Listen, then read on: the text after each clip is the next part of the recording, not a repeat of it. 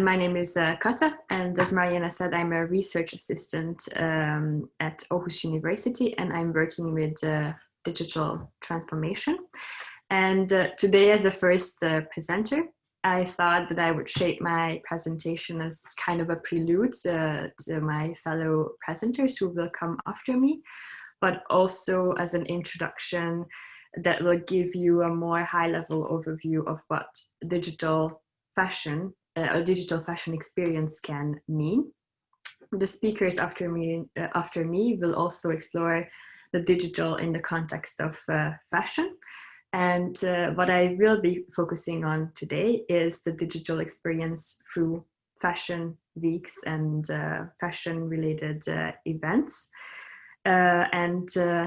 To start down memory lane, I thought that I would give you a short history lesson when it comes to fashion weeks and how they started.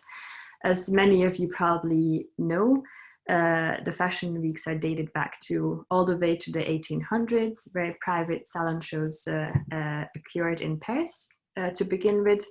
And then they popped up different places in the world, such as New York and Milan and Paris and again and London. And at some point, these fashion weeks, fashion shows started clustering, and they became fashion weeks. Milan, for example, became an official fashion week for the very first time in 1958 under the National Chamber for Italian Fashion. Paris Fashion Week got organized officially for the very first time in 1973. And then London Fashion Week got organized by the British Fashion Council in 1984. And then New York finally became officially New York Fashion Week in the 1990s. And as you can see, I added an extra participant here, Copenhagen Fashion Week, because I sit in Denmark, and I think many of you also do. And Copenhagen is kind of a latecomer, but in my opinion, a very, very important participant in this field, because they have a very, very strong sustainability agenda. We will talk about this a bit later.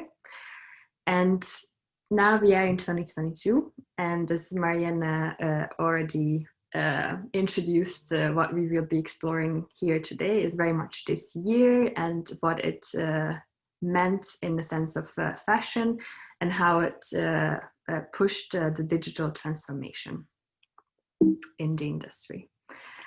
Just as an introduction, I wanted to take a look at how this year in particular looked, because I think this slide might not be very exciting, but I think it looks, I'm sure it looks very familiar to a lot of you, because we all spent a lot of time indoors in our living rooms, bedrooms, if we were lucky, in our home offices. And we were very motivated at the beginning to get dressed and organize our backgrounds in a very, very nice way in the Zoom calls. But of course, at some point, we became a little bit tired and we just wanted to wear our sweatpants. And I may or may not be wearing one at the moment as well. You will never know. But this is very much how our year looked. We were inside all the time. So of course, this raised a lot of questions when it comes to events where physical engagement was a must. And people of the industry, the fans of the industry, and also the critiques of the industry started questioning the relevance of the Fashion Week. They were posing questions such as, is it too soon for Fashion Weeks? Is it time we rethink the Fashion Weeks? Would it be a good idea to maybe find alternatives to this very much physical event? And before I dive into the very concrete examples, how the industry responded to these questions, I wanted to jump back to our living rooms and just give you a short glimpse of why I got interested in this topic this year. is because I'm following a lot of fashion influencers, and I usually experience a lot of fashion related events and engagements through them.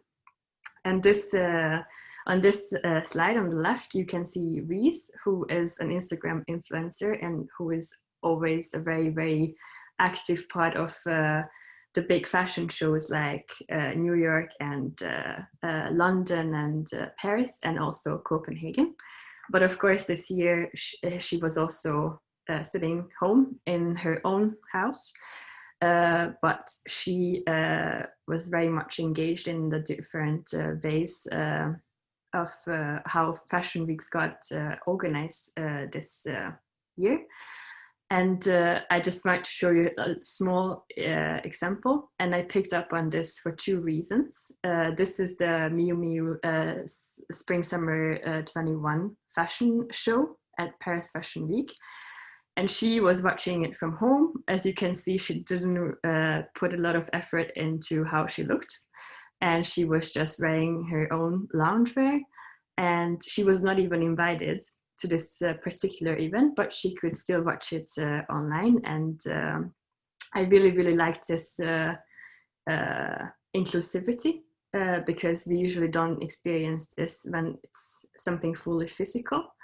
And she also picked up on the fact that this was her first ever experience where she could see the audience as well.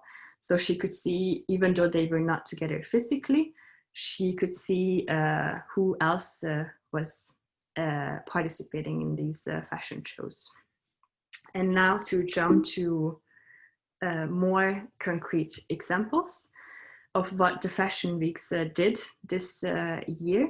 I would like to start with Copenhagen Fashion Week. I already mentioned that this particular fashion week has a very, very strong sustainability agenda. And even before the pandemic hit, they came out with a sustainability action plan at the very beginning of the year, kind of reevaluating how a fashion week should be conducted. And they focused on two main areas. One was the event itself, as that organizing such an event includes a lot of traveling and transport that impacts the environment very harshly. So they've, in this action plan, they are focusing on reducing climate impact and also reducing resource consumption and waste creation in the context of the event. And they are also trying to innovate through partnerships and convergence. And the other part of the sustainability plan focuses on the industry and how to accelerate the transition to more sustainable business practices.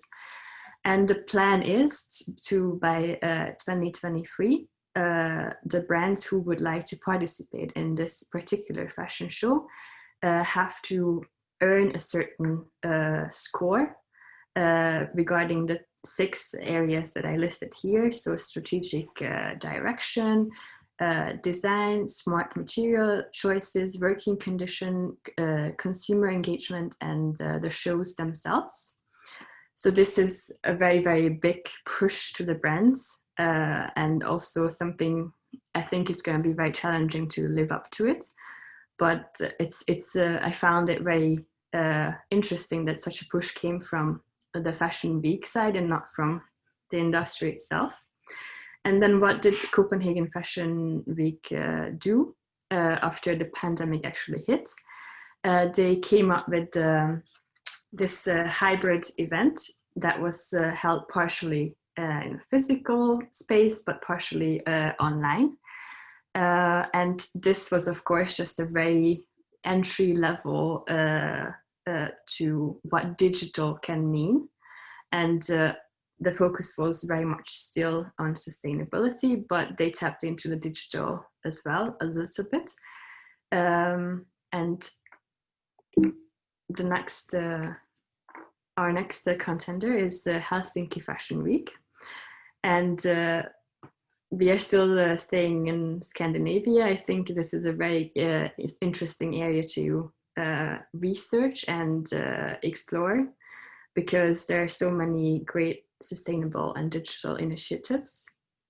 And as Copenhagen, I mentioned Copenhagen was a very entry-level digital experience. This event took digital to the next level. And they created, as part of the Fashion Week, they created a digital village. And their focus was on not just sustainability, but digital sustainability.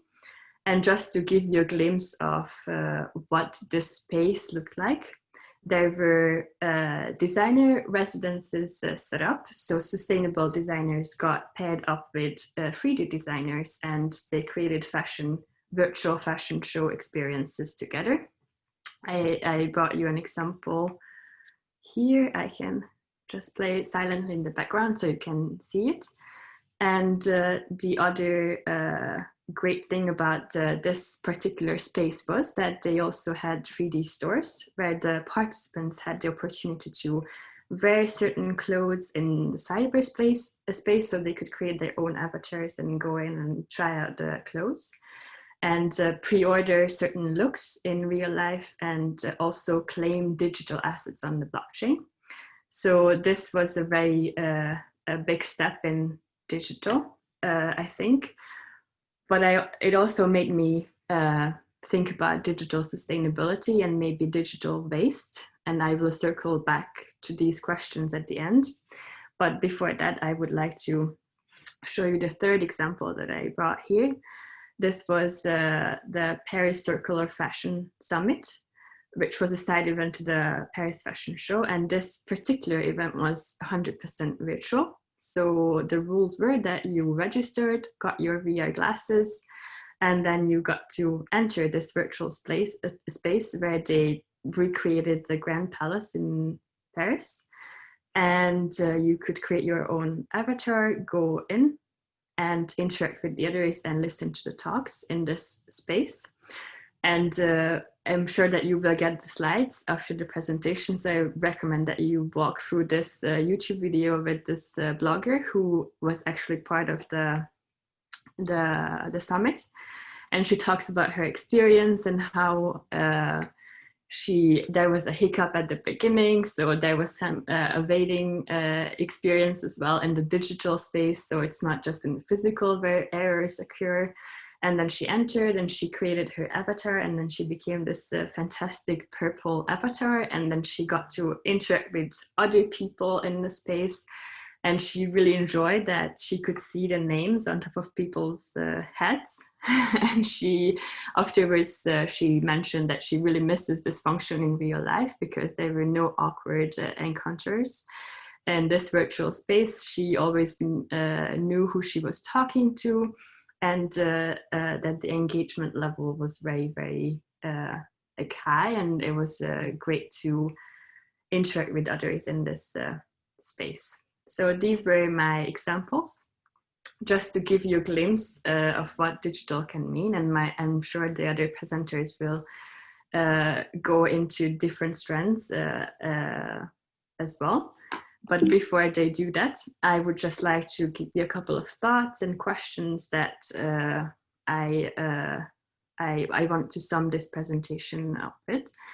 And as I already mentioned, that the Fashion Weeks this year started rethinking what they can be and what they could be. And in my opinion, this is past time to rethink what Fashion Weeks can be. So this pandemic was actually a very much needed push when it comes to digital transformation. And another thought that I would really like to stress, and I hope that I will see more advanced digital experiences, because digital can be so much more than just a simple live stream. And I often hear these arguments from people that, oh, but digital is not the same. It's not that good. And I think we should approach digital from a very different perspective, because of course it will never be the same as physical, but it can give us very different types of experiences. And I think we should also be very careful with the term digital sustainability and what it means, because digital in itself does not mean sustainable. It can be a tool, if used well, to develop more sustainable practices, but there's still waste in the digital. And for this, I recommend that you walk through the report that the Digital Village published this year, because they actually analyzed their footprint and what it meant, what it would have meant in the physical space and what it actually meant when it was in the digital space. And although the numbers are smaller, but they're still very much a digital waste. And in my opinion, even though a lot of people say that, oh, we will just go back to normal after this year is done, I don't think that's going to fly anymore, because after experiencing this year, I think people, the industry and outside of the industry will expect much more. And I also brought a couple of questions here that I'm still thinking about, and I would also encourage you to think about, because I think what this presentation shows is that maybe fashion weeks as they are at the moment are outdated. And what will happen to them if the brands break with the cycle and they will no longer want to produce collections according to the traditions, because there are already a lot of examples out there for this. What will happen to fashion weeks if the physical is not an option anymore? And a very interesting question is that, is it going to be the big names such as Paris and London and Milan and New York driving this transformation, or is it going to be the new players, Helsinki or Copenhagen or maybe others, leading the sustainable and digital transformation? And just to close the circle, is Fashion Week as we know it really dead, or will it be able to reinvent itself? And one more slide to go. I would like to close my presentation with Tamara Cinsik's thoughts, who is the CEO of Fashion Roundtable. And I really like this quote from her: fashion shows are supposed to point to the future, and if they are ignoring the fact that we live in incredibly dangerous times, what are they saying about the future? So I would like to leave you with these thoughts, and I'm happy to answer some questions if you have any.